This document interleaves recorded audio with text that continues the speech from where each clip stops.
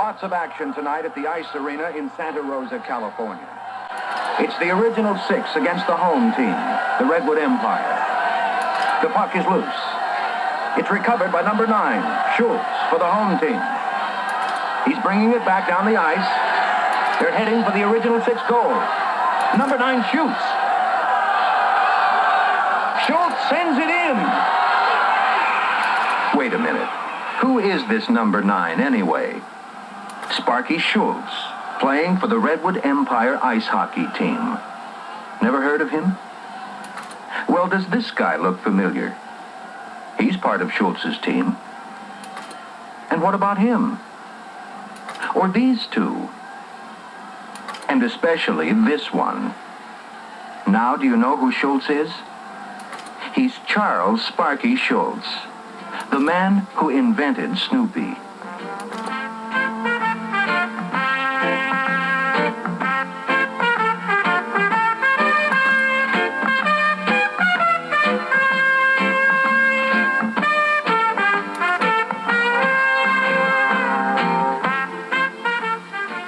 Snoopy wasn't the first dog in Charles Schulz's life.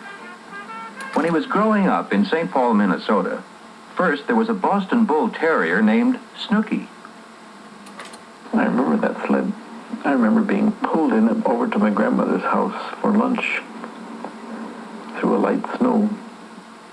From his father, a barber, came an early interest in cartoons. He and I loved to read all the comics we could find. I was a great fan of Popeye, but the strip that influenced me the most was probably Wash Tubbs and Captain Easy as drawn by Roy Crane. Roy Crane had a rollicking style of drawing, and he created visual sounds which were perfect.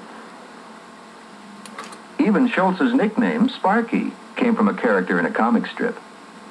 Barney Google's horse, Sparkplug. As I began to realize that comic strips were drawn, I used to try to draw my own comics. I've always liked to draw. In fact, I can still remember the first day I was in kindergarten. And the teacher looked down at my drawing and she said, "Charles, someday you're going to be an artist." Sparky did well in elementary school, but by junior high, I never worked hard enough in school. I was always behind in the homework. I failed everything that there was to fail and had to take it all over again. Life wasn't all bad, however. By that time, there was another dog in Sparky's life, Spike. He was very bright. I once counted up about 50 different words that he knew, things that he understood. Spike was a great catcher. He'd sit at one end of the yard and I'd put down a tennis ball, and then I'd take a 9-iron and I'd chip the tennis ball through the air to him. He loved to drink Coke, and the only water he would drink would be out of the faucet in the kitchen sink. He was really a crazy dog. Spike also was the subject of Sparky's first published drawing. Not until he was a senior did Sparky Schulz start making good grades. That was the year of his favorite class, illustration. Here's one of his assignments from that class. Draw anything you can think of in groups of 3. Sparky's mother encouraged him to take the first step toward becoming a cartoonist when he was 18. He signed up for a correspondence course in drawing from the art instruction schools. But his work was interrupted when he was drafted into the Army in 1943. It was a lonely time for him, but Sparky never stopped drawing. He carried this little sketchbook with him and drew what he saw in the United States and in France, where his division landed in 1945.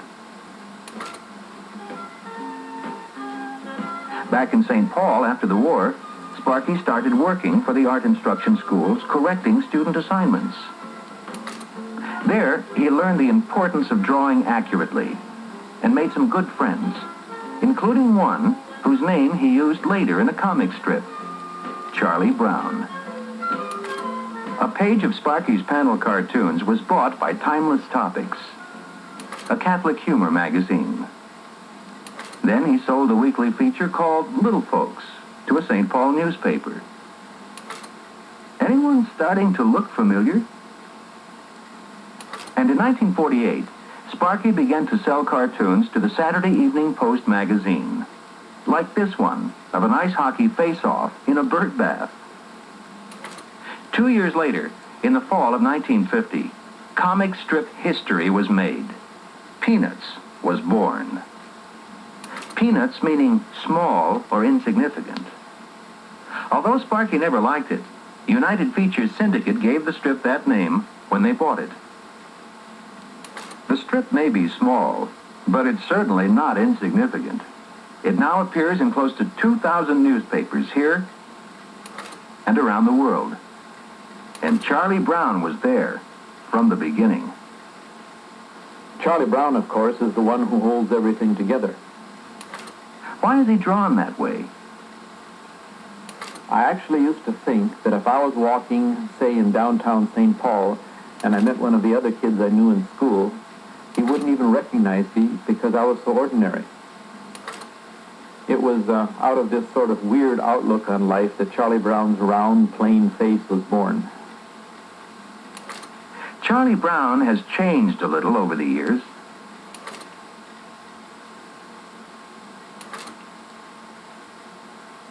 But basically, he's the same round-headed kid, as Snoopy calls him, that he always was. Snoopy was there from the beginning, too. Although Snoopy is not exactly what Spike was, he was patterned after him a little bit in personality, but mainly in looks. I didn't want Snoopy to look like any of the other dogs that were in comic strips already. He has changed considerably, probably more than any of the other characters. The other characters in Peanuts, like Lucy and Linus and Schroeder, came along as the strip continued. You're always searching for new personalities, but I think it's a mistake deliberately to try to create new characters. I really think the best characters come from stories. Peppermint Patty and Marcy, for instance, came from a story I did where the kids had gone to camp. All these characters come to life in a small office building in Santa Rosa, California, not far from that ice skating rink that Sparky built. I have found that I work best if I keep a very regular schedule. I come to the studio a little bit after 9 o'clock in the morning. You just need a quiet room by yourself with no distractions. And you just do what you have to do. You have to deliberately be funny, whether you want to be funny or not. I think if you cannot do this, you're never going to succeed in this business. I have a good time sitting here all by myself. A lot of times I have something that I really think is funny. Sometimes I'll laugh to myself. This is the gratification of what you are doing in the same way as someone who is creating something beautiful out of wood or stone or composing music. And then I'm very pleased that some terms I've created have become part of the language. Like security blanket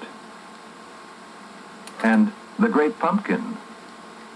If someone says to you, boy, I feel just like Charlie Brown, he doesn't have to say anything more. You know exactly how he feels.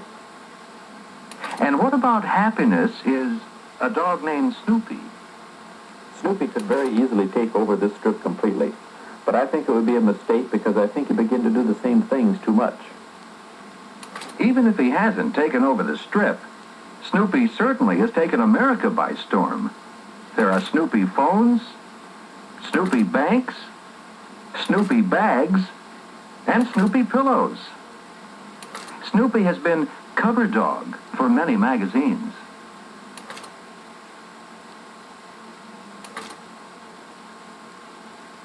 He has been in an off-Broadway play, in an ice show, and in several Emmy Award-winning television specials.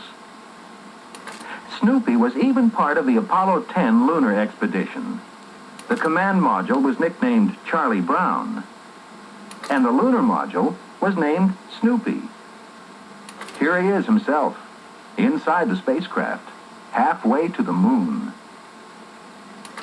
Snoopy, I think, as a character, is simply fun to look at. And so is Woodstock. And that's probably one of the reasons that they do succeed. Sparky has drawn more than 10,000 comic strips.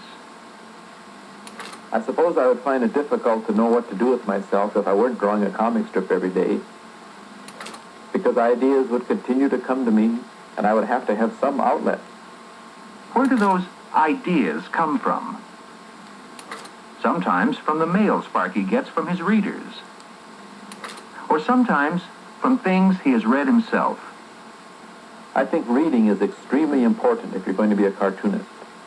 But I think if you want your strip to get better every day, if you want to say things that are meaningful, then it is not only a full-time job, but it's something which just takes almost every waking thought that you have.